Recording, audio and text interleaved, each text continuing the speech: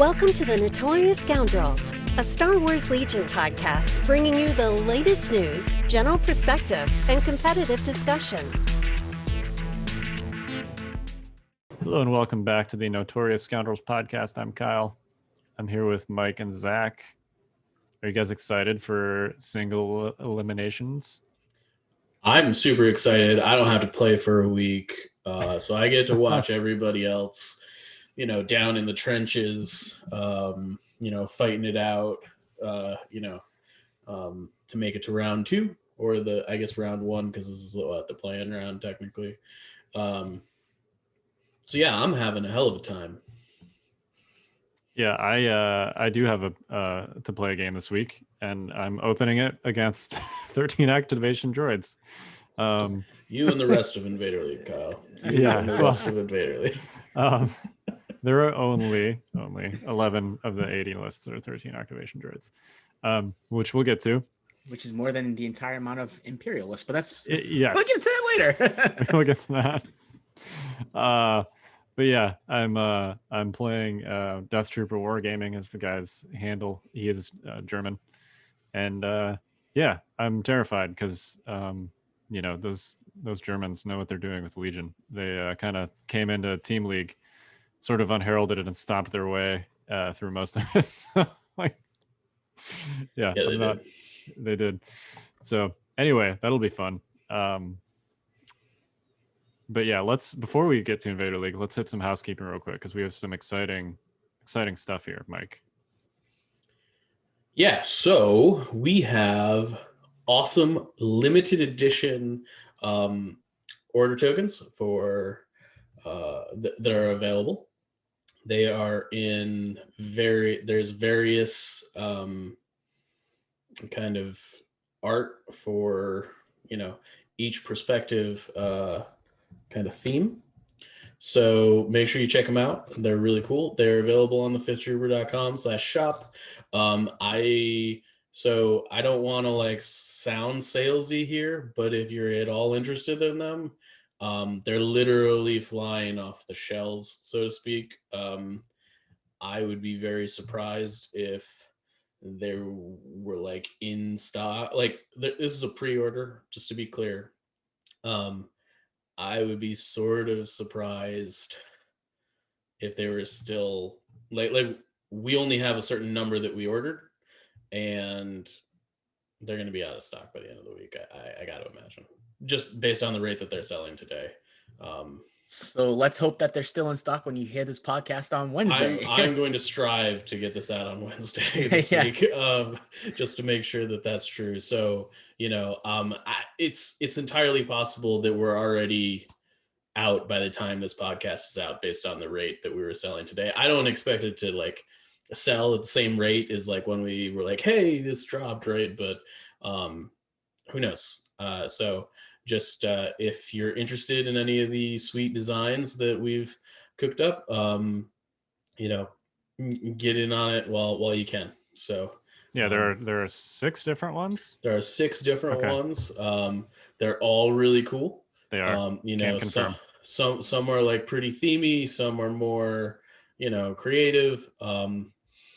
Depends on what you're looking for. I think they're all great, frankly. So check them out.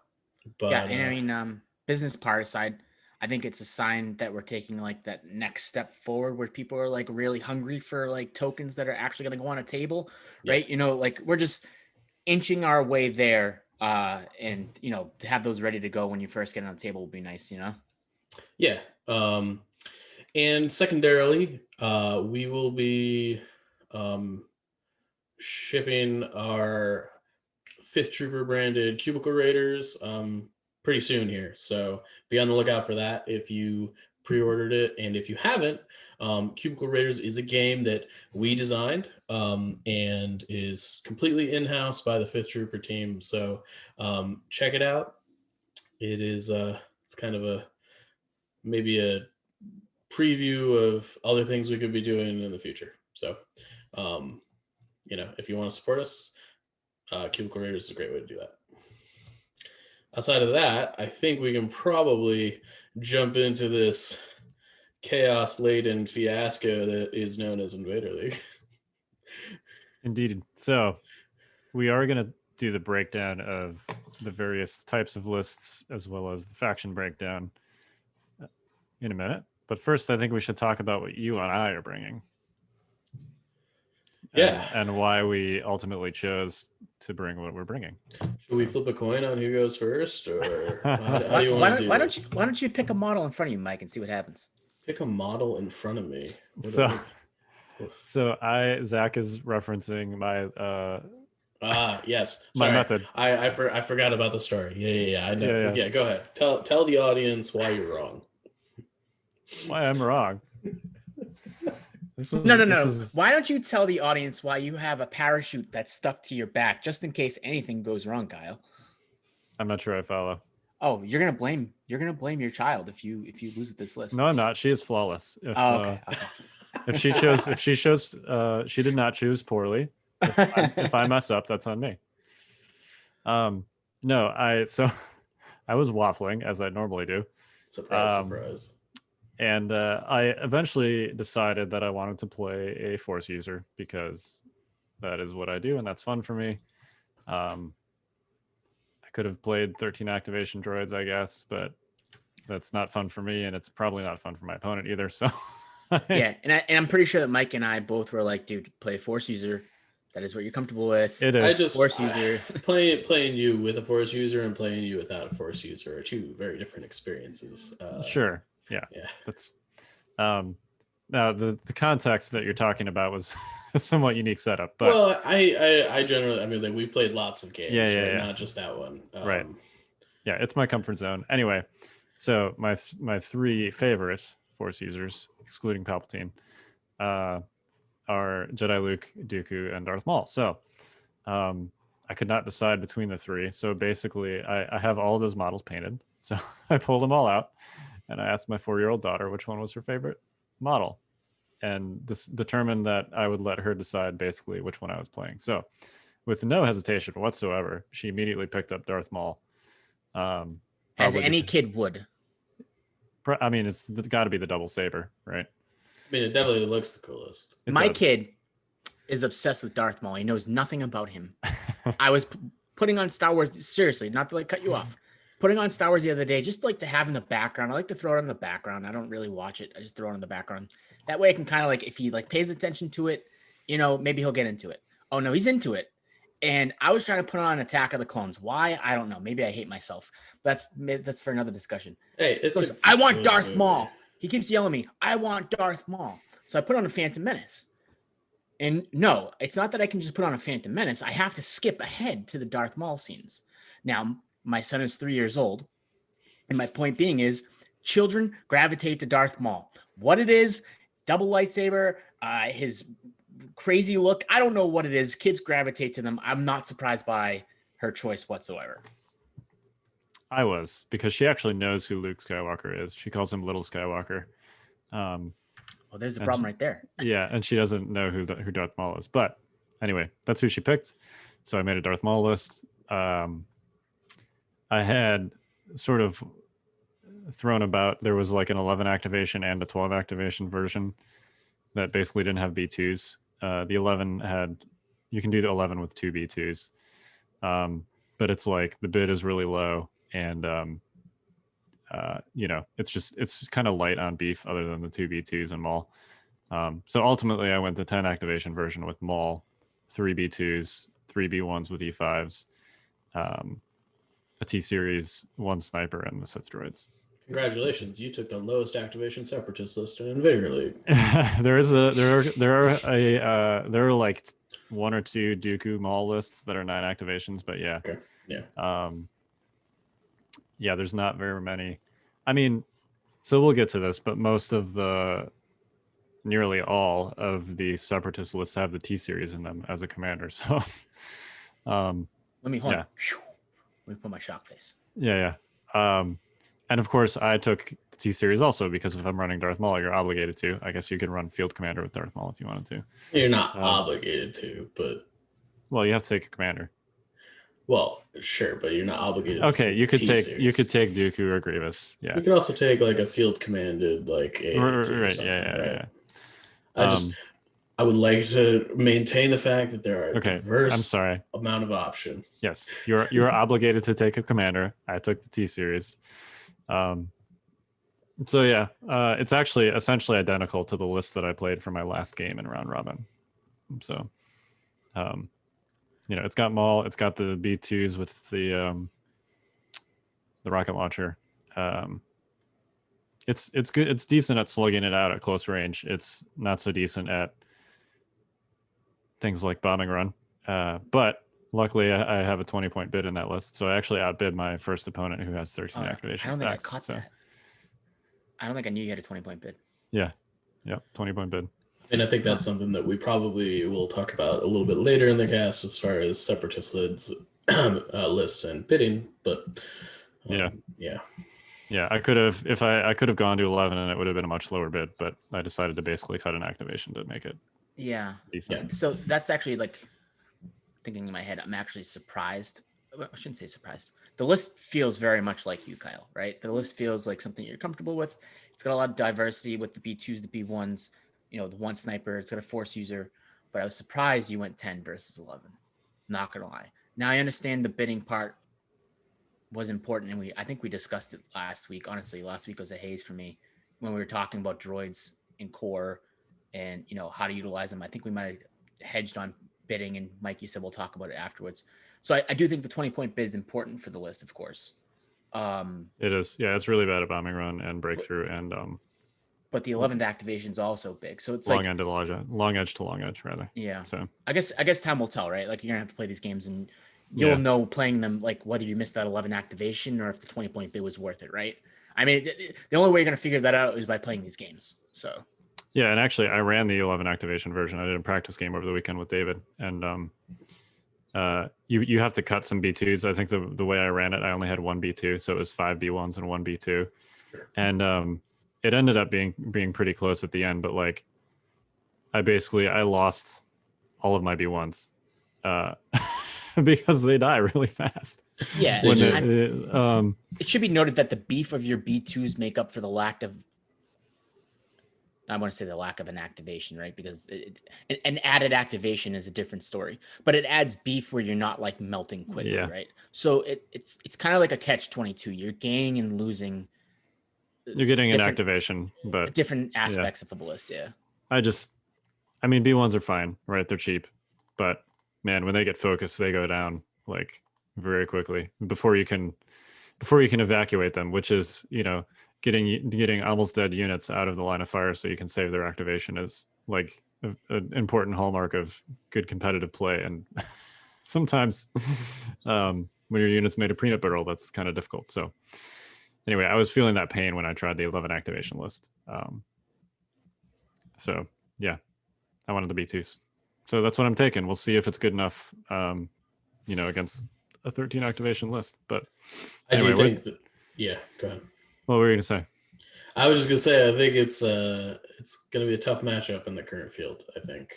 Yeah, probably a little bit. Yeah, I mean, because you'll be out activated by a lot of lists. I will say that I think against like any non-separatist list that has you out activated, you probably have a really good chance. Like your win percentage potential is like here, right? Yeah, but like I think these lists that out activate you by 2, 3, and you're gonna have your back against the wall. I mean, not to like put you in like bad mindset, Kyle. But I mean, you know it to be true. Yeah. What we're saying isn't something you haven't processed in your head already. Yeah. You know? Oh yeah, I know. All right, Mike, what'd you take? I'm playing Rexstar. So in fairness, I didn't start on. I mean, I pretty much, other than the game I played against you in round robin, I pretty much. I wish played, you had run Rexstar. I know you do. I pretty much ran Rexstar or Arcstar. I played Arcstar like a couple times in round robin. I actually think it's still fine. It's just like I do think Rexstar is better when just objectively better now. I just have fun playing with full arc units because Your margin of error with Arcstar is it's a lot zero. less. You can't make a mistake when Yeah. you don't have 3 strike teams, So the difference between Arcstar and Rexstar right now is Rexstar you gain an activation, but that's Z6 units without the Overwatch in the equation, like the offensive push shenanigans, it doesn't really matter what unit is doing it for the most part. So the sharpshooter on the arcs was great when you were taking 3 to 4 standby shots with them a turn, and you could really you print money when you're factoring sharpshooter 1 in, and are able to add pierce to those shots too, right? So while having impervious on the flip side. Yeah, it makes you can eat the shots easier, you can dish it out more. Yeah, regardless. What I was actually testing for elims was standby sharing Arcstar, which it was just it was Rex, Padme, a generic, 2 full arcs, an arc strike team, 5s in a phase 2 unit, and 2 phase 1s. If that's not 9, there was something else thrown in there. It's just 1 standby token. It makes it hard on your opponent, but it's not unbeatable. And for what you're paying to do it, it just wasn't worth it. And if they ever get a hold of Padme and rip her out of your lines, it's game over. Took the words out of my mouth. We've had the discussion a couple times. So nah, man, Bushman, when I was telling you guys before the cast, he played. He was playing Op Luke. He was playing the Wookiee spam list, and he charged into my lines. He double moved Luke in, force pushed the thing that the Wookiees had charged out, and then served the Wookiees into Padme. And I was just oh. That's such a good play. I was just oh, and it was, yeah, I mean, I definitely messed it up a little bit, but it's just when you're talking about there's no room for error, you have to get all the range bands exactly right. So regardless, I flip back to Rexstar. So I'm playing 4 phase 2s, 1 phase 1, Rex, Clone Commander, triple strike teams. There's offensive push on all the phase 2s so that you can format 4X, take that clankers. Aggressive tactics. It's your clone ball. I'm really happy I took it after looking at all these lists that we're about to go through. Yeah, I don't know. Here's a question that you may or may not want to answer, and that's fine. On the 4-up Clanker's turn. Yep. Are you really going to take 4 shots, or are you going to beef up 2? It depends. Yeah, sitting here thinking about it, and I guess I never really processed, but you have 5s who can coordinate, and you got direct, so you can get those 4 orders out, right, basically, and you got offensive push. But the whole benefit of TTC, or at least how you've played in the past, is to beef up the aim token so you can load up 2 shots.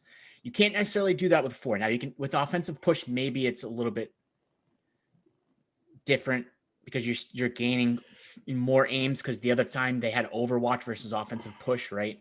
Yeah. But the issue is if you're not in a position, you have to take that move to crack out O push. You're getting the same amount of aims out. So what's nice about it is that generally speaking, I don't tap all the O pushes on the take that clanker's turn. Yeah. Generally, it's generally 2 or 3.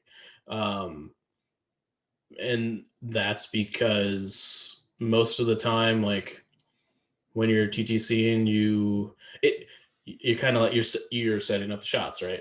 What it does is it allows you to not worry where your TTC units are, because it's just you can TTC with any of your units, right? Right. You have options. Yeah. So that's really where the benefit comes in, and you've got offensive pushes in your back pocket for later, right? Aim tokens are never a bad thing when playing clones. No, so, totally not. Yeah, so I just wanted to see what your approach was going into it, I mean, because it could be an overload to think, right? If you overthink those 4 shots, you could actually have like 4 lackluster shots at range 4 rather than 2 very good shots. If you, in the words of like Han Solo, don't get cocky, kid. You know what I mean? Like, and that's something you have to approach, especially when you're going up against these lists that you actually really need to leverage your TTC against them, right? Yeah, it's also worth mentioning that it's a lot harder to laser things without the aim spam from scout moves. You don't have an extra 4 or 5 aim tokens on the first turn, so often sometimes you just have to take a TTC shot with 1 or 2 aim tokens. Sometimes you're just taking it with the offensive push, which is like, I sort of feel like is like what the yeah, there you go. There you go. I appreciate that, Kyle. Revenge.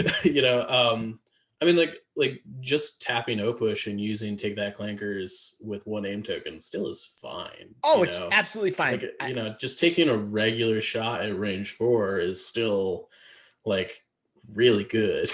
I was simply basing this question off the times I've seen you use TTC. Yeah. You know what I mean? You want to laser beam it to 10 hits if you can, right? Right. But like, the fives with an aim token with surge token backup is generally like, it's still really good. It's still like 7. Yeah. Like with 1 aim token, right? Right. And it's just like, all right. It's ridiculous. I actually messaged Kyle like when I was writing the blog about 5s last week. I was like, Kyle, what's the number on like 5s with like 1 aim but no surge tokens behind him? And he was like, I think it might have been 5, right? Is that what it is? 5, and then with the extra body, it's 6 or something stupid. With 1 aim, no surge tokens. With no surge tokens, yeah. Like, and so obviously you're gonna have aim tokens and surges behind you on that shot. Now you don't have the extra body, which we discussed, and I understand that you wanted to keep those surge tokens. Like, I get it. Yeah, I just I think nowadays, so what I've personally found as far as clones go is that when you don't have the Overwatch bubble to keep everybody out, you're getting shot a lot more, which means you're spending a lot more surge tokens just generally. And you're also trading shots a lot more because it's less about zoning and more about like just shooting your opponent. Yeah, right? Getting yourself into the trenches and just shooting. Yeah, and you're not just shooting with 1 or 2 units. You're shooting with like everybody, right? Like everybody is shooting. You're like all 5 core units are like up in their grill, firing every turn. And when you're throwing 50 dice a turn, Yeah. Hey, 13-act droids throw 73 dice a turn, so don't do that, Kyle. They don't do it nearly as consistently. No. It's 5 clone core but units. I math out some of the lists earlier, and I think I came to 73 dice were potentially thrown. Yeah, at full health.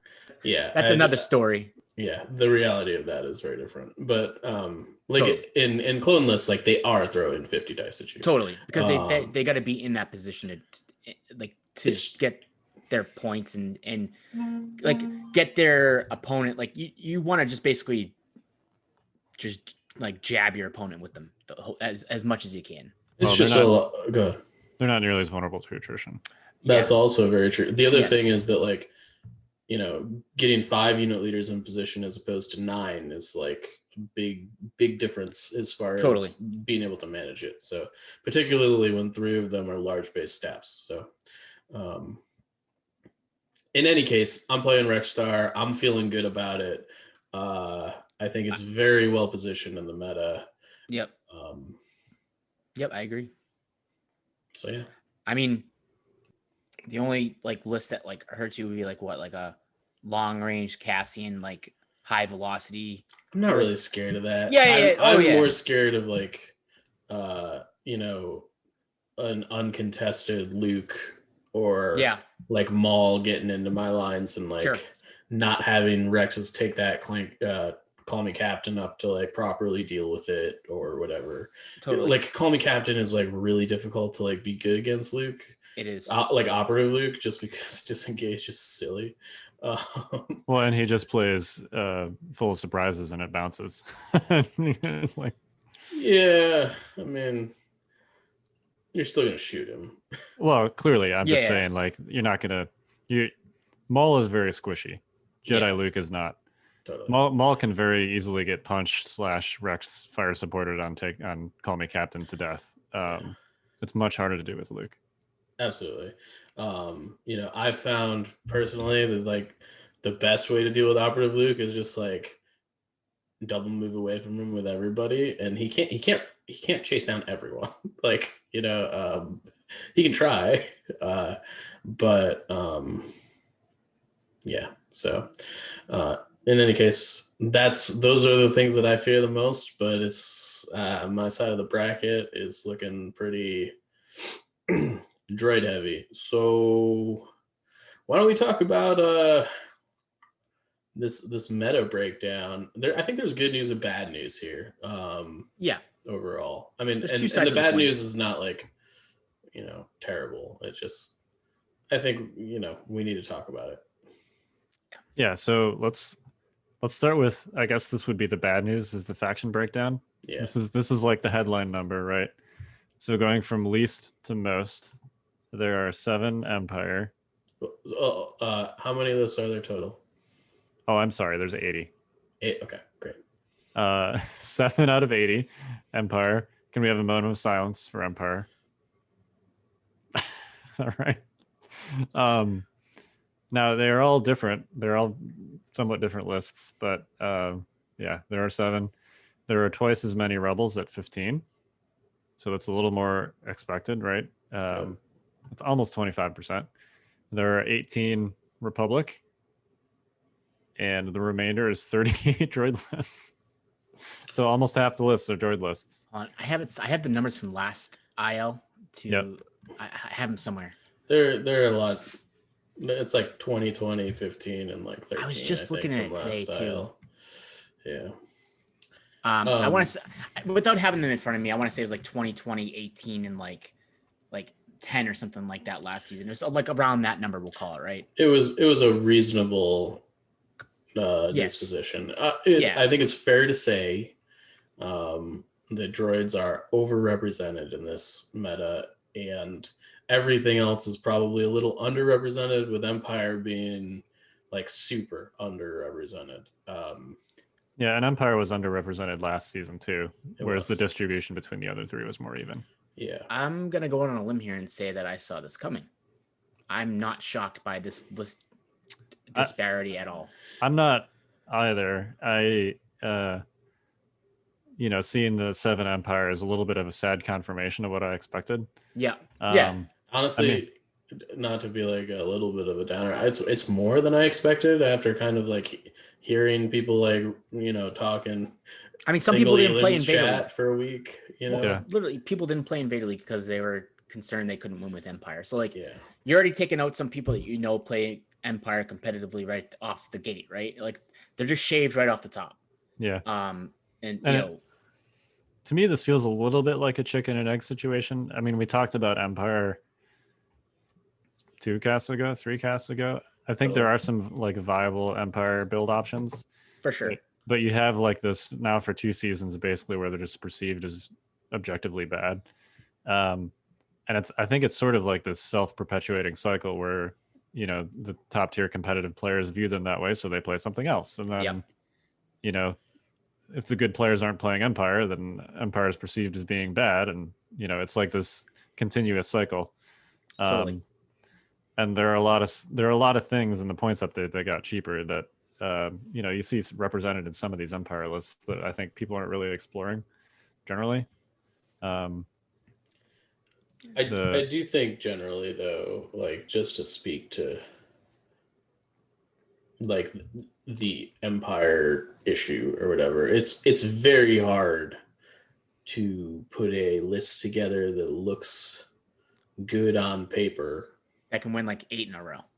Not only that, but like, you know, in order to get like a 10 activation Empire list together, like you've got to cut some corners. Yeah. Right. Mm-hmm. You've got no bid. Yep.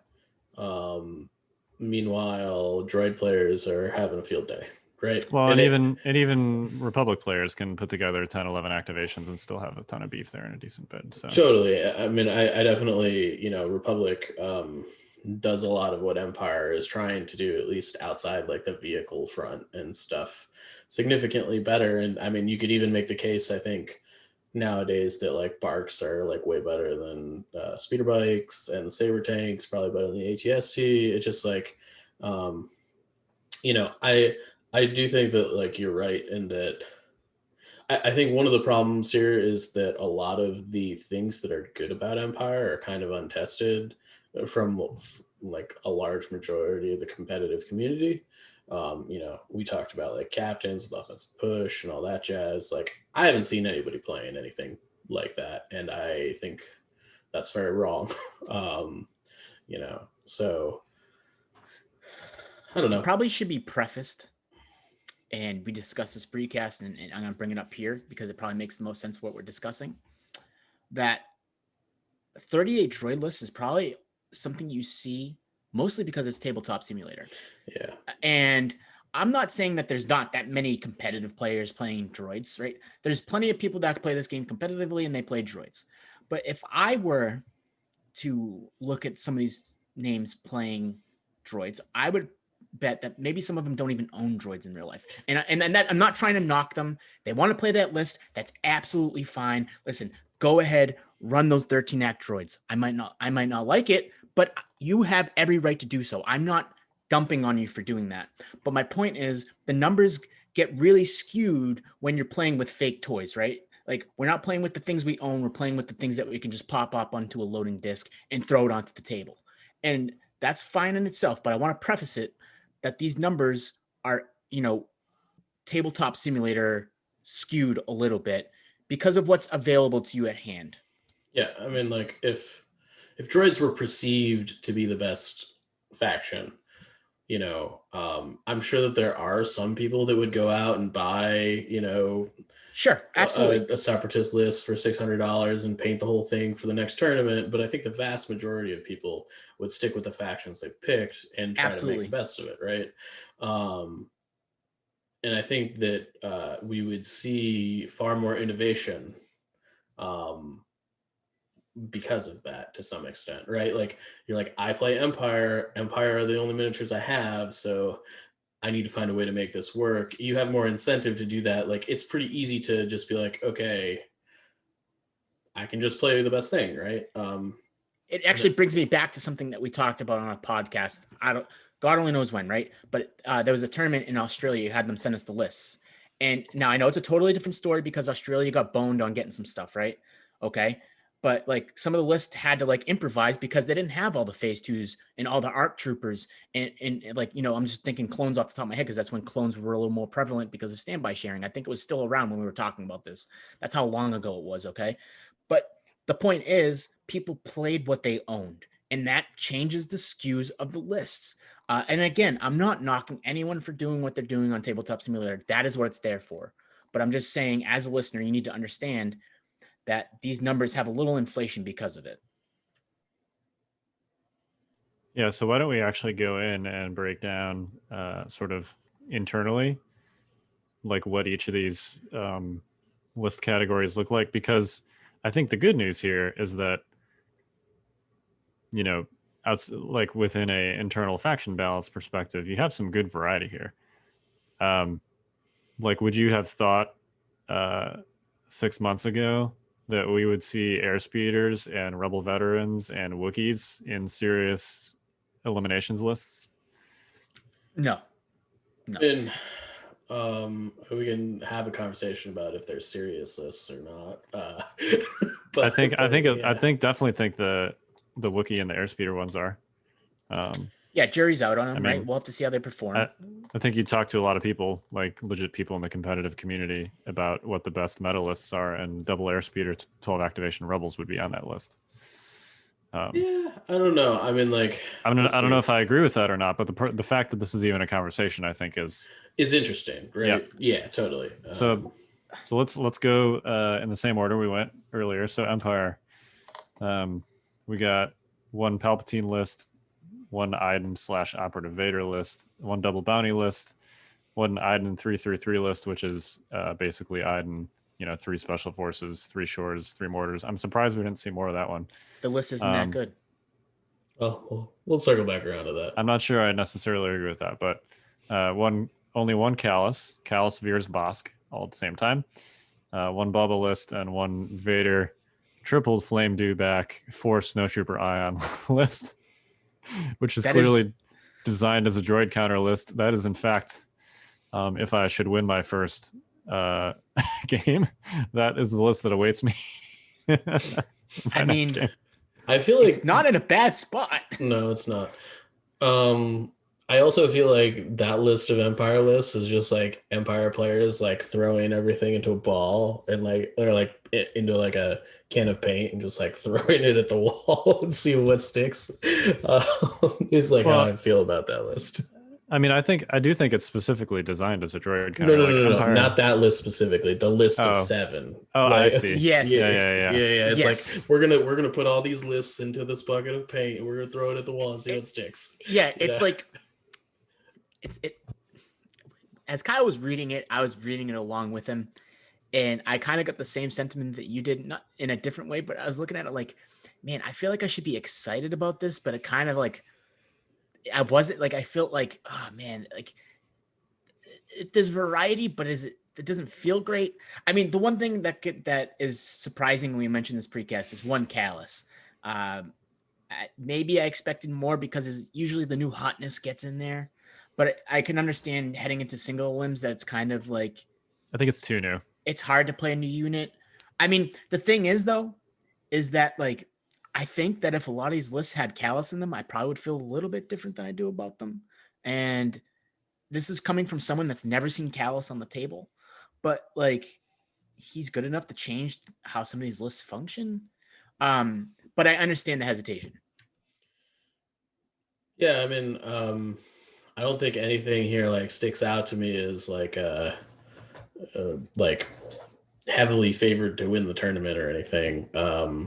I think the Vader triple dewbacks one is like, could really take if it gets the right matchups, could take its bracket by storm. But he's guaranteed a droid opponent in his first round because he plays the winner of my match, which is against the droid. Yeah. So, yeah. At least for one match, he made a meta call. It appears. How many activations is it? It is only 8 activations. Yeah. Never mind. I think they have a good chance if you win. I think they have no chance against the 13 act list. But it depends on objectives and stuff, right? Like, yeah, sure. Against the 13 act list, they're getting out activated 5 times. Yeah, 5 to 6 times, right? That is 5 to 6 depending on priority. That is a lot. Like no matter what's going on in the game, that is a lot. It is. Which again is more of a testament to the droid list, not the Imperial list. I'm not trying to bash the Imperial list. It's just what the 13 act droid list can do is the issue. Yeah, or even like an 11 activation list, Yeah. Anyway, all right. So that is Empire. There's also just like one other thing I want to call out here, okay. and I think that this is important just from like a list building perspective. I think the fact that we don't see any focus here, as far as like none of like the Empire players have not agreed on what's good, right? I think it is important to just kind of. I don't want to like hit that nail over and over and over again, but I think it's like not only are we seeing there are only 7 Empire lists here. There is no consensus on like what you should or should not be playing as an Empire player, which is unusual. It's super unusual in this game, and we're gonna see that trend. I think as we go through the other 3 factions, that trend to me is very evident. Totally. Yeah, I do think it's a little bit less evident in the Rebels, but yeah, but I mean, like I think that there is still like some pretty heavy trends. Somewhat of a plug and play situation there, I think. Yep. Yeah. All right. So let's move on to Republic. There are 18 Republic lists of them. We have 11 Rexstar, clearly the most by a lot. So that's way more than half the lists. And then you've got one Rex triple bark. I believe that one is David. He actually ran. That's what he ran against me over the weekend. It's surprisingly good because it's Kyle's over here having nightmares about barks. Yeah, I know. Well, and he actually he did it with the twin laser on the barks, so they were throwing 7 dice, and you can like straight up wipe a B1 unit if you flank it with a bark like that. And you can set up some silly, like, the barks search to hit, so you can set up some silly fire support situations too. It's one of those lists that kind of takes you by surprise. Well, it can also brush off like a B1 shot at it, right? Like like naked B1s or like even an E5C shot at it, it can still kind of brush it off. Like it, depending on what the dice are showing, of course. But yeah, I mean, an E5 averages 3 hits. Yeah. You strip 1 for cover. You roll 2 dice. You probably make 1 save. And you take a wound. That's not if bad. That's if they're not in cover. Yeah, I mean that's not bad especially if you're hitting their B1s, with power back. Mm-hmm. Yeah, barks are surprisingly difficult to kill.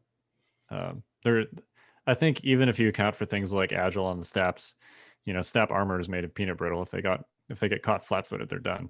Mm-hmm. Barks, I think, are the most durable of the various bike units. They're just, and the hardest hitting. They roll 7 dice when you give them the right upgrades. The issue is they're not a clone trooper. Well, yes, that's one issue. The other is that they there's not a good way to get them face up orders besides uplinks and command cards. Yeah. I also think, to be honest, even if they had the clone trooper keyword, I don't think it would be fairly relevant. They often are they're doing their own thing. It's just it's hard to keep them with the rest of the army just because of their speed profile, right? Yep. So, yeah. Although if you give them a heavy weapon upgrade, they only move speed 2, which I think is ultimately a benefit. At least for clones, because it lets you keep them closer to your stuff. Anyway, so 11 Rexstar, the 1 Rex triple bark list, 2 Anakins, 1 Saber tank with Padme, 1 Obi-Wan with Padme, 1 double commander, which is the double generic, and that's it. So there are 3 Force users in our Republic list. Yeah, 2 of them are Anakin. I have no comment. I am pleading the 5th on this one.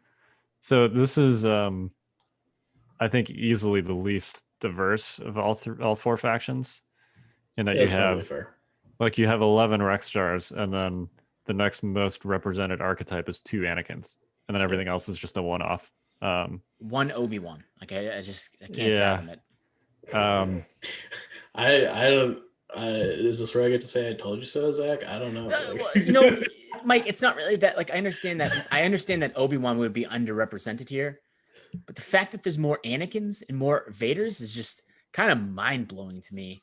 Mind blowing. I don't know. I maybe the Anakin player, the 2 Anakin players, have figured something out, but I think Obi is still objectively better than Anakin for a lot of reasons. Here's a question: do the Anakin lists have Padme and Overwatches in them? They do not. Okay, never mind. I think they're. I haven't specifically listed these 2, but I think they're like dodge lists. Yeah. I mean, I get it.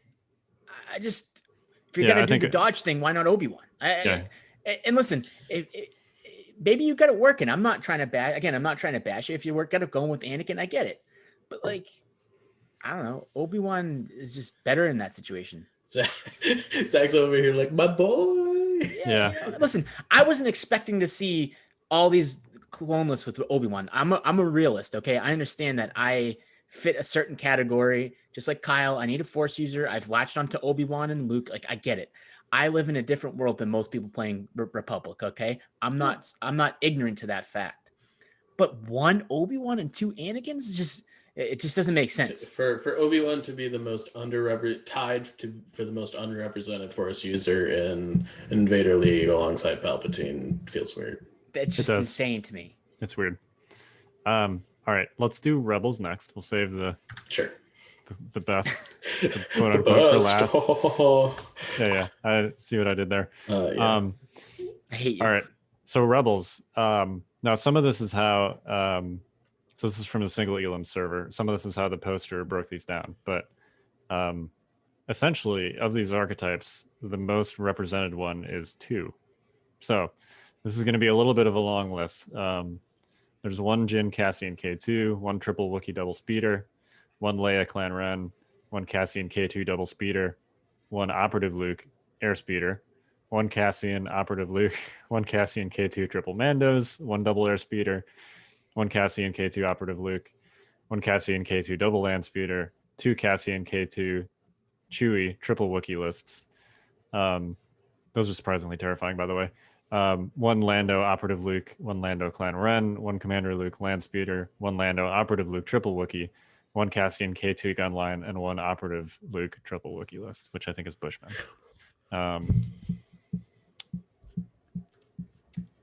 So while there's 2 archetypes, I do think there's a lot of diversity, like you've mentioned, Kyle. Yeah. Well, no, I mean like the most of a single archetype is 2. Yeah. Oh, okay. That's like all of those are one ofs, and basically what the poster was doing was like, I think, just defining a list by its commanders, operatives, and special forces, or whatever. Essentially, yeah. And or support and vehicles and stuff. Yeah, this does look like a lot of diversity to me.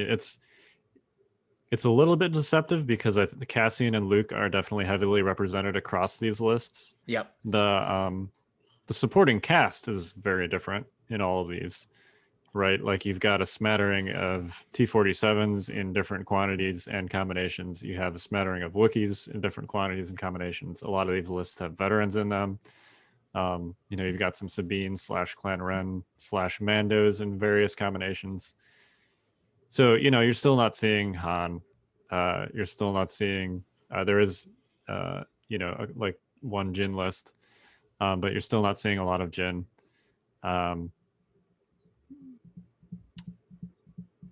There are some land speeders in here. So there's quite a few, actually. There's 1, 2, 3, 4, 5. There's not many, if any, ATRTs. But other than that, it's like this is certainly the most diverse we've seen the Rebel faction in a long time. Here's what these lists say to me. Is that everyone building these lists is trying to find a way to deal with both red saves and droids at the same time. And it's very difficult to do so in a way that works if you don't practice it, I think. Like every time I build a list, I always end up falling on like Lando and operative Luke with 4 DLTs and like 3 snipers. But there's a lot of issues with that list because if you get flanked by something, you start losing strike teams or something like that, you're in trouble, right? Which is why I think you're seeing Wookiees and land speeders and air speeders because 1, they're a little bit durable compared to like strike teams, right? The Wookiees are a melee centric unit that, do really well flanking. Air speeders and land speeders bring a volume of dice that are needed to kill droids, right? So like you're seeing them trying to figure out ways to kind of play both sides of the meta. My concern is that I think Rebel lists are still very good and they're going to do very well, but they're going to hit a hard counter at some point, I think, is my concern. Like a double AAT list against some of these Rebel lists could just straight up, murder things. Now, obviously objectives come into play. Rebels have always been great at objectives. Like there's ways around this. I'm more interested to see how Rebels perform in single eliminations more than anything, because I think Rebels are situated still pretty great, but we need to see the results to kind of back that up, I think. And single limbs is like a way to do that. Yeah, I mean, I think just to kind of, I guess, drill down, I think, on what you were trying to say about the splitting their focus. I think generally Rebels have been like pretty good against clones just because of their large access to Pierce. They've got Luke, who's like really fundamentally, I think, probably the best lightsaber user in the game, operative Luke at least. And I think unlike last season, I think we see people being like, I'm comfortable with operative Luke this season. Like, let's get in there. And this is more what I expected to see last season, because I think we only saw 1 or 2. And, I think most of that was standby sharing related. But anyways, I think now, like if Operative Luke gets in the middle of a clone list, you can just kind of handle it, right? So, but I do think that like the test that these rebels are going to be put to this season is like how fast they can get droid lists off the table. Clones in Empire, in my experience, generally just have the raw dice to do it. Kind of generically, Rebels kind of struggle a little bit more with that because they are Pierce focused. They have smaller dice pools traditionally. They've got DLTs firing at range 4 as opposed to take that clinkers, right? It's more, Rebels have generally been more about chip damage that strikes on target as opposed to large swaths of damage at one time. And when we're talking about large 50 to 60 hit point droid lists, you just need to do a lot of damage very quickly. So I don't know which ones of these lists will be able to achieve that. Kyle, I imagine you have more feelings on that than I do. Yeah. I think that's why you're seeing a lot of Wookiees in here. Wookiees absolutely mulch B1s when they get in there, just because they do throw so many dice in melee, and obviously B1s are not good in melee. No, they're pretty bad. And then the air speeders are actually pretty good against most droid units because they can flank them, and catching any droid unit out of cover is good news. So we'll see. I actually seriously considered bringing Sabine myself, because explosions is still amazing against B1s. Is she not represented at all here? No, she is. There's at least one list in here with the Clan Ren lists. I think have Sabine. Okay. She's just not listed in the list. Yeah. I got it. I think all the lists that say Ren in it are both Clan Ren. Yeah. I mean, that makes the most sense. So right. Yeah, I actually considered something like that because, on average with explosions, you're going to kill like three B1s per unit that you hit, which is potentially like 18 to 20 B1s in one shot. And they tend to be all clustered close together. So, but, Sabine is not like, if you run up against a force user or something and you haven't brought the electro whip, you might be in trouble. There are some other situations where she's, a little bit less versatile. And at least most importantly for me, I hadn't practiced with her recently. So I ended up scrapping that but I do think people are sleeping on Sabine a little bit specifically as a droid counter, because explosions is still amazing in that context. But yeah, I think these will do pretty well. I think the Cassian K2 Chewie triple Wookiee list has more potential than I never even put it together in my head. But it's like Chewie can soak up wounds, like, and when he needs to, and like that list packs a punch. It does, and it's got a lot of Pierce. And impact, Pierce with impact. Yeah. So it's good against tanks. I actually really like that idea. I hope that does well. Yeah, I mean, like having Chewie be able to like soak up the damage that your other Wookiees are taking on the way in is pretty strong. It is. Like those are great Guardian units. That's like a unit like you really want a Guardian. That's like you just like let one through on the Wookiees, trigger tenacity, and just Guardian the rest. And, Yep.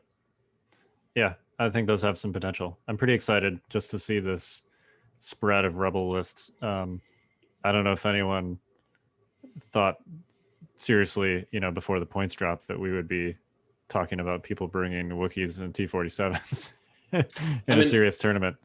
So I do love personally that there is not a ton of strike teams here. I mean, there are strike teams, right? But like, clearly the Rebel players have decided that there are other options in that slot. Yep. Definitely. Yeah, they have what you call PTSD from arcs. Well, yeah, I mean, the Staps too. Like Staps can flank them hard. Barks can flank them hard. Like they can flank them, but there's counters. Offensively, Civil War strike teams are actually quite good against both Staps and clones generally. Oh yeah. Between the native Pierce and the high velocity.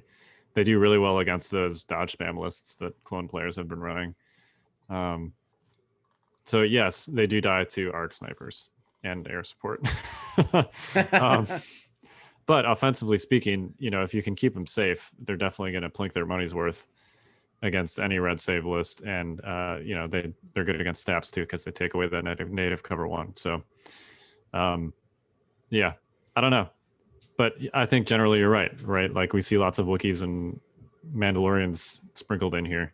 So and a lot of the double T47 lists take like 1 to 2 strike teams instead of 3. Yeah, so. I do think that it's really notable that almost all of the alternate special forces options we're seeing out of Rebels still have Pierce baked in. Yep. I think that's an important thing to recognize. It's kind of like going back to dealing with red saves and being able to do mass amounts of damage.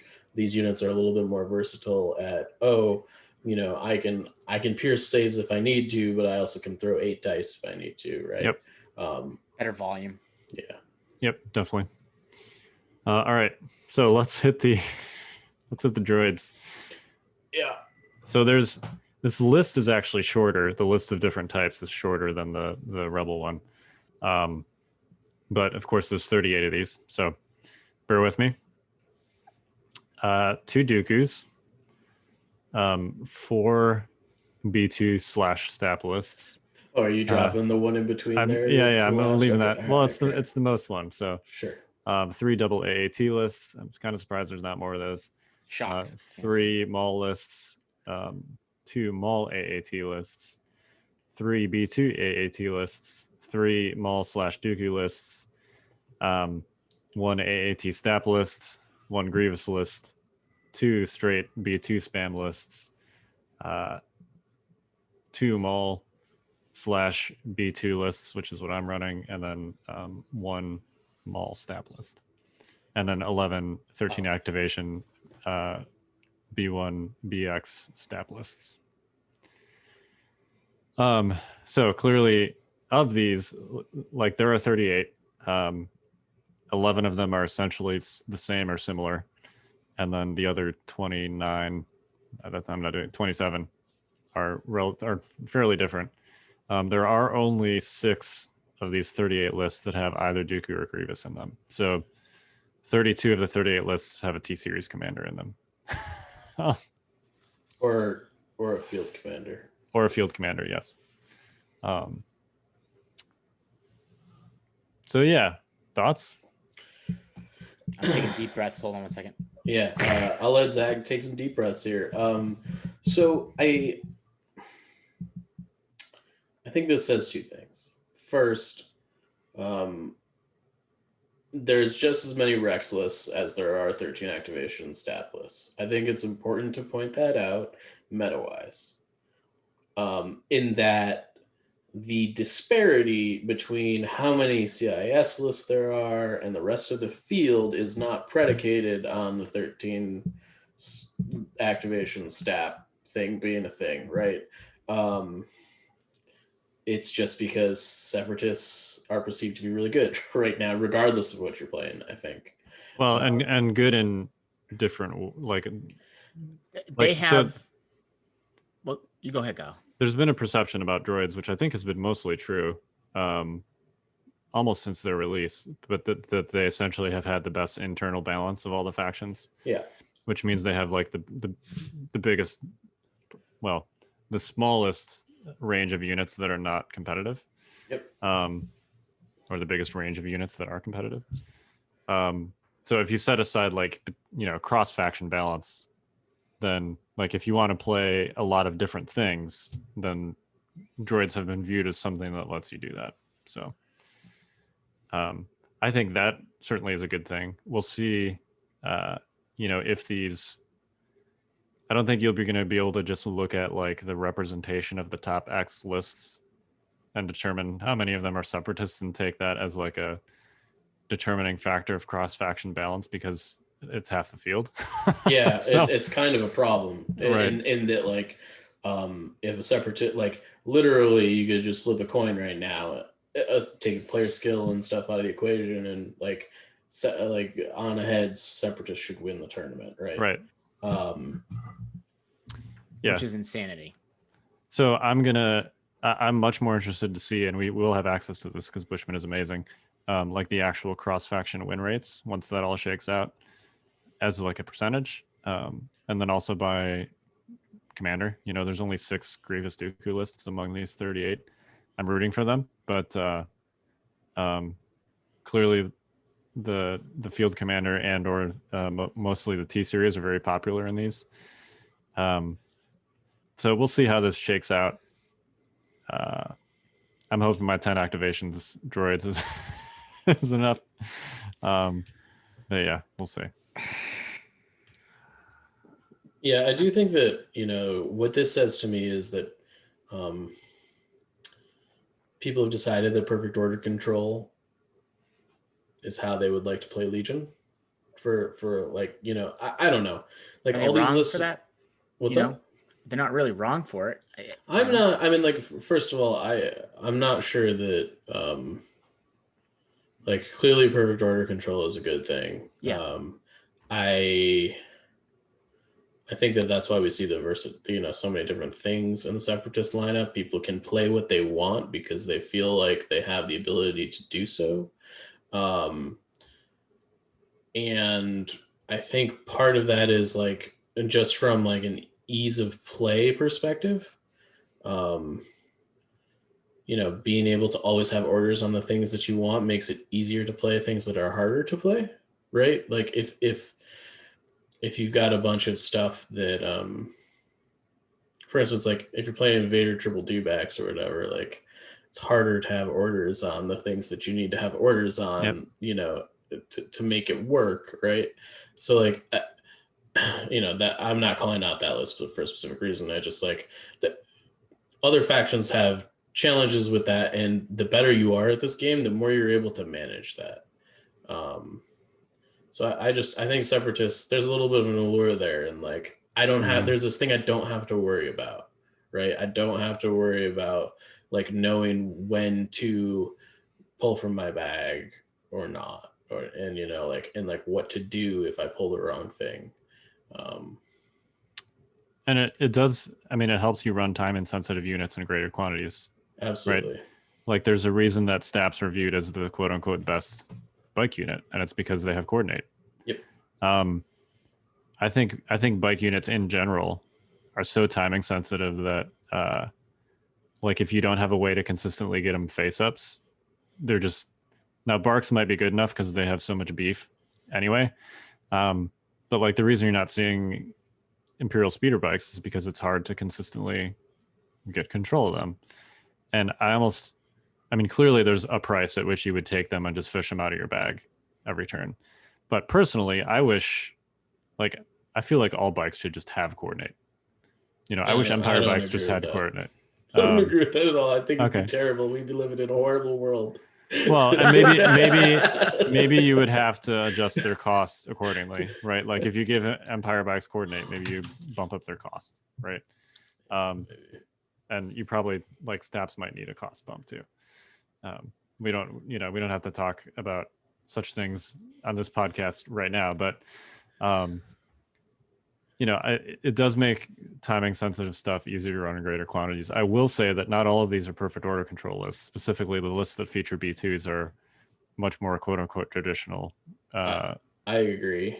And I think it's fair to point that out. I do think like the strength of the B2 unit, you know, again, we're talking about like the versatility of what you can do with this faction. I almost think that like Separatists, just like they have kind of like a bunch of mini factions within their faction, sort of, as far as like how lists are constructed, right? Like building out a B2 list as opposed to a B1 list is almost like playing a completely different faction.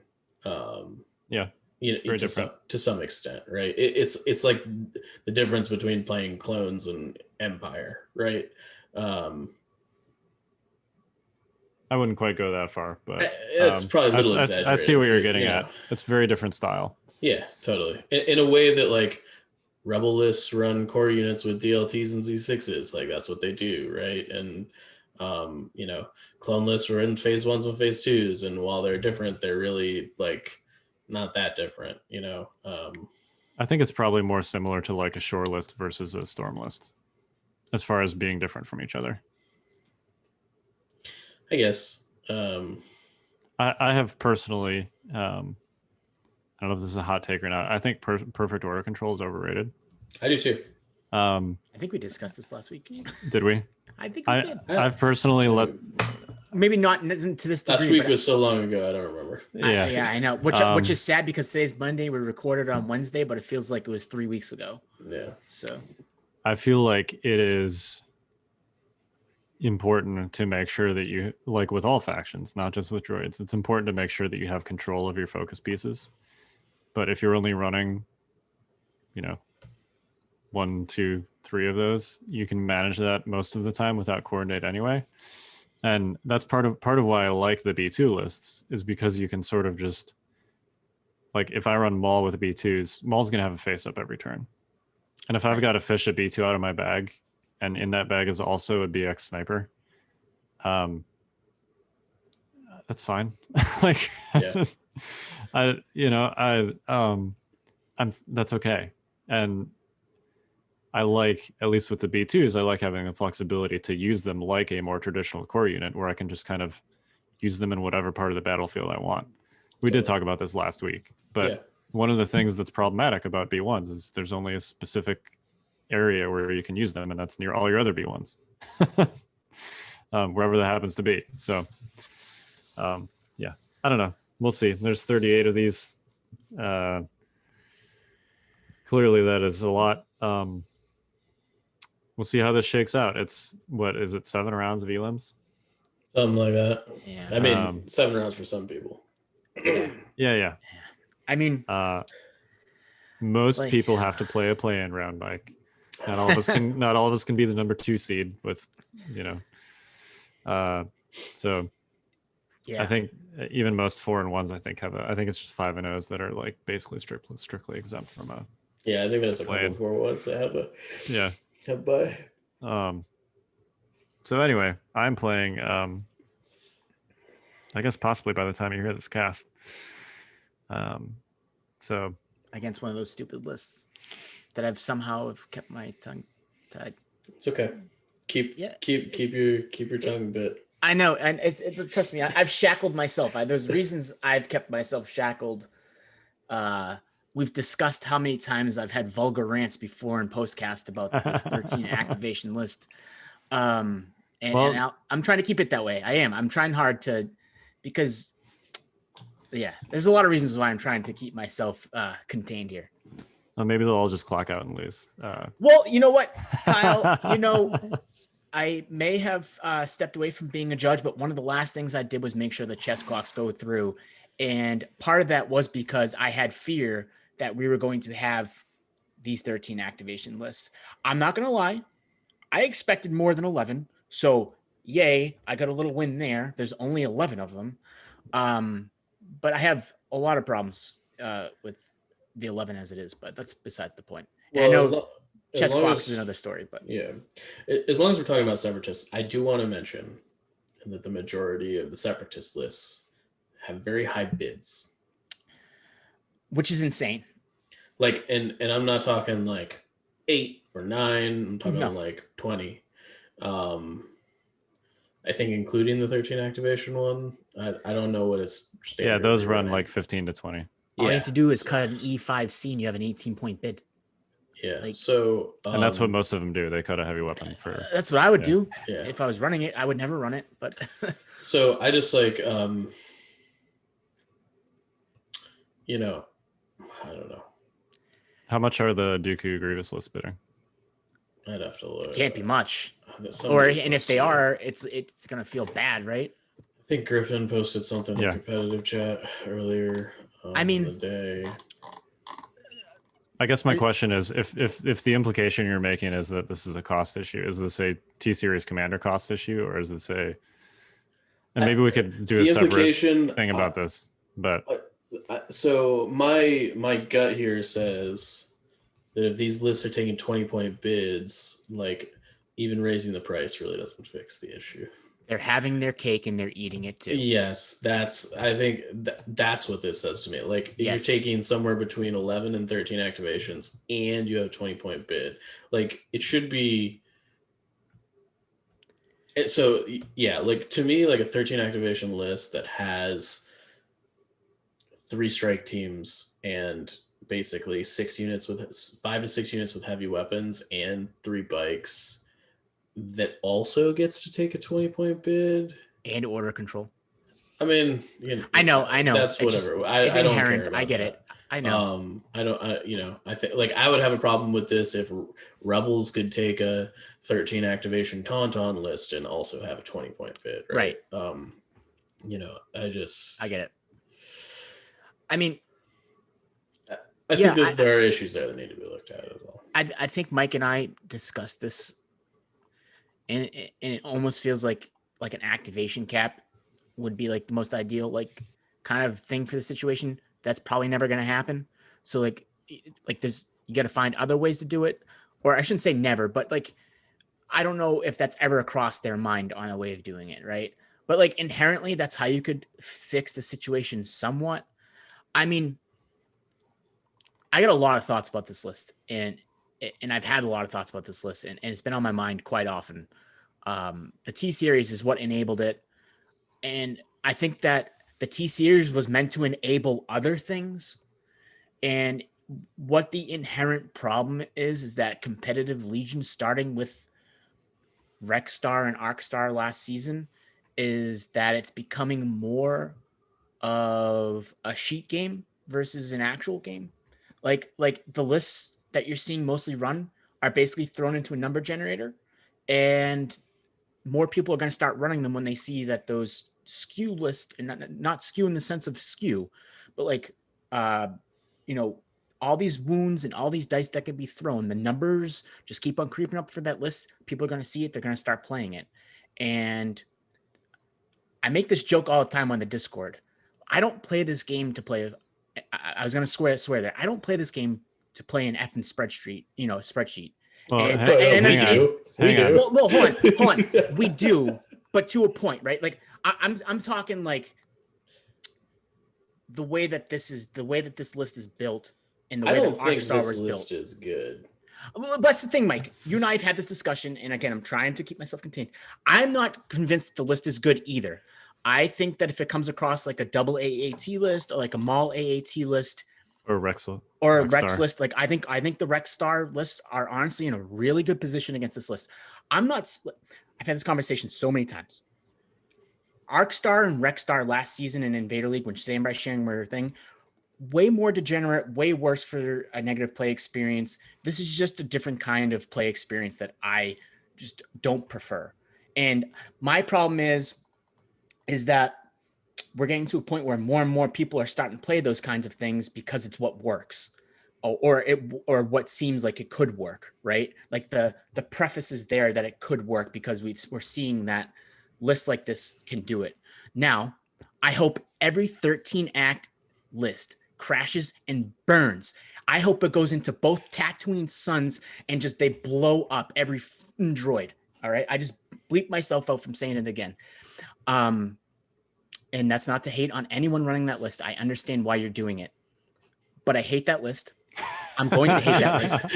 And inherently, I might hate you for it. Temporarily. Zach's just starting this conversation like, no offense, but... So I have one small counterpoint to something you said early in your rant there. Yeah. And this could be way worse. I just want to let you know this could be way worse. I'm well aware. Yeah. This game has always been heavy on math and efficiency. Sure. I mean, the first year of the game, by far, the most prevalent list for both Rebels and Empire was 6 Z6s or DLTs, 3 snipers, a support commander, and Boba Fett or Luke Skywalker. Yeah, and a fun piece. Right. And, and it's because people mathed out the heavies on those various core units. And they were like, okay, Z6 is the most efficient one. DLT is the most efficient one. Sniper strike teams, So I don't think that aspect has changed. I will say that I'm encouraged by, generally speaking, aside from the faction skew here, the diversity of these lists. Yeah. like there are a lot of different types of lists here, and I think this is the most as far as internal faction diversity, the most diverse lists have been in recent memory. People are experimenting a lot, and I think that's a good thing. So yeah, I think so too. I think it just like revisiting the 13 activation thing. I just think it's like, again, I don't think it's particularly good, particularly against the list that I'm running. I think my list kind of rips it apart. But like the fact that you could like increase the T series droid by like 50 points, It wouldn't matter. and it probably wouldn't. it would matter. I mean, like it would just be 12 activations, right? And you'd cut a strike team, and it would like it really doesn't change the list that much, right? No. I think it'd be really bad though at 12 activations. I mean, I think it's pretty bad at 13. But, Well, sure, but I don't think it would be like,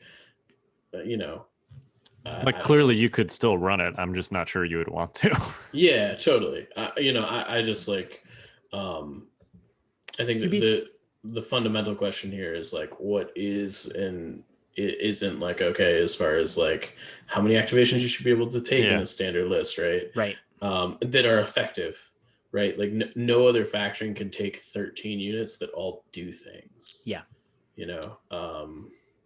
And so and take a heavy bid, like that's that's interesting to say the least. The one good thing, and I mentioned it again, and it's a whole nother discussion, and Mike, I know you have thoughts on it, so I'm not trying to go down a rabbit hole. Okay. But I really seriously am glad that chess clocks are a thing, especially when something like this exists. And I'm saying that because if like this was for LVO and we showed up at LVO and I saw a 13 act droid list against me and I have 2.5 hours to get that game in and we don't have split time, it's shared time. In the wrong sense, I would have genuine concern of completing that game. Chess clocks kind of eliminate that problem with this, at least. It's less abusable. And I'm not saying people will play it to abuse it, but some people might.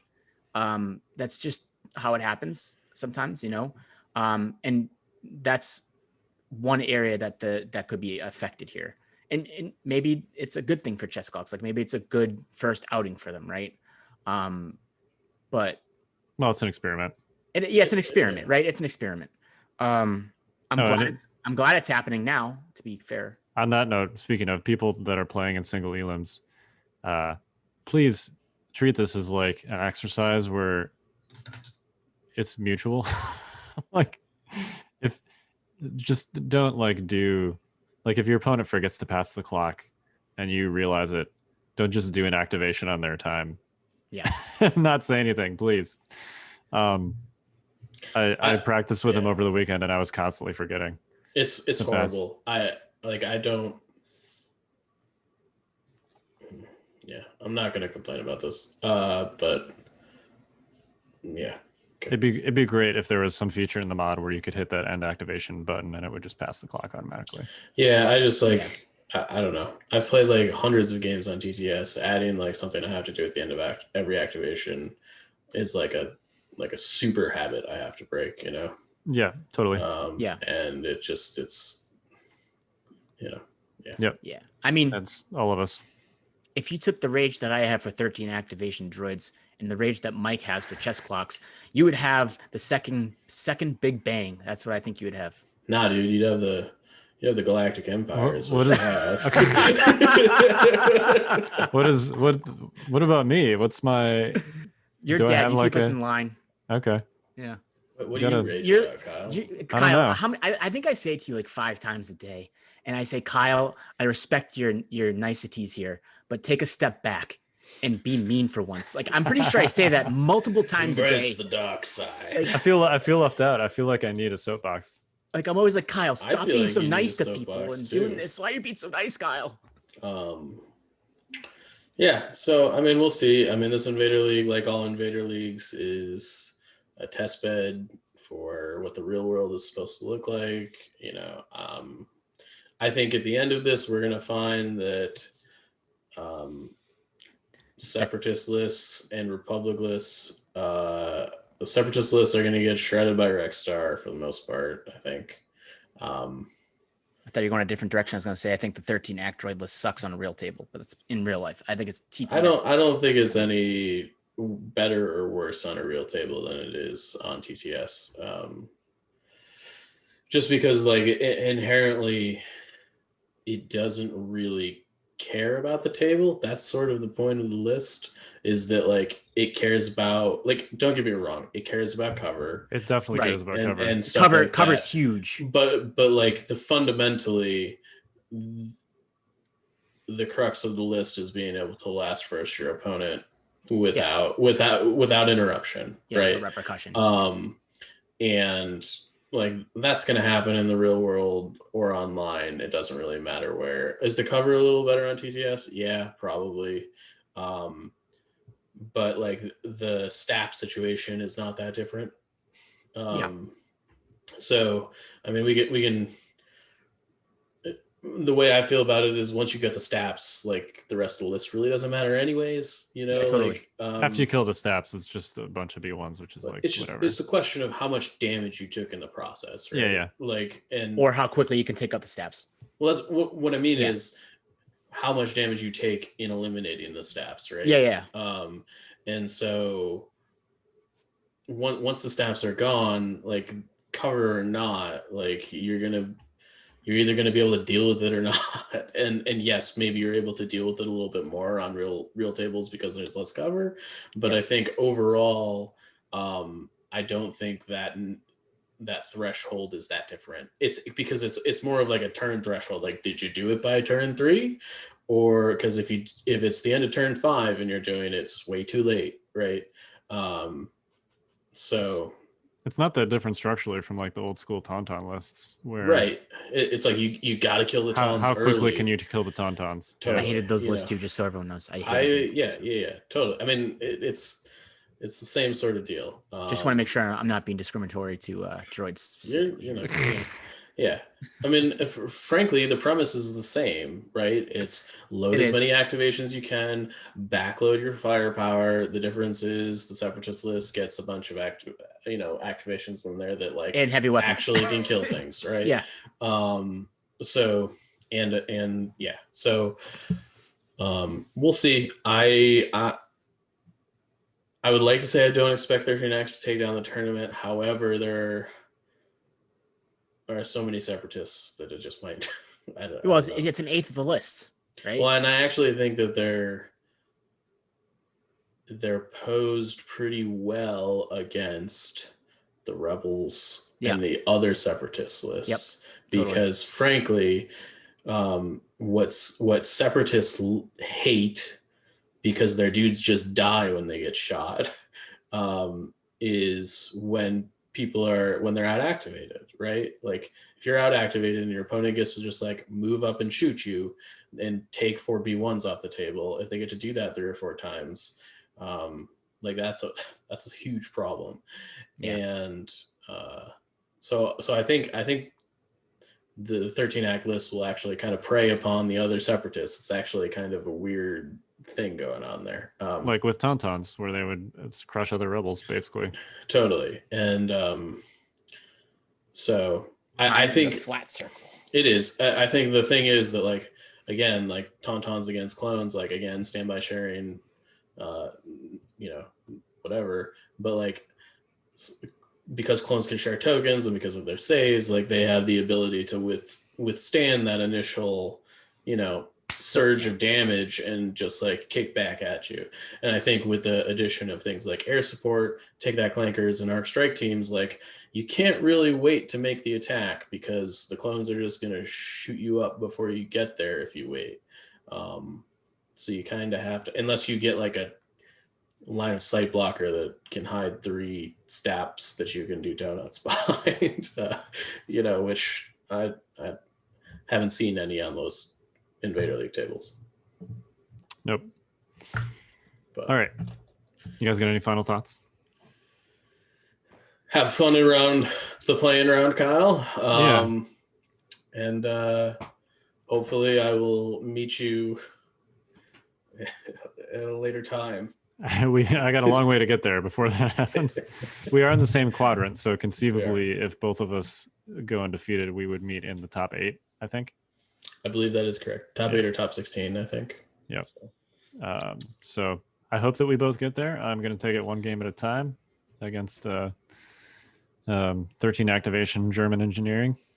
So and we'll go from there. Yeah. I'm rooting for 69 out of 80 people. You know what, Zach, I'm very, my heart is warm that you included the droid lists that are not 13 activations. I don't mind, honestly. I've had these conversations so often. I don't hate like droid lists. I think droid list building is fantastic. It is this specific list idea that I hate. That's all. That's fair. Just yeah, you know. Yeah. All right. Well, we are the Notorious Scoundrels. I'm Kyle. I'm Mike. I'm Zach. See you next week.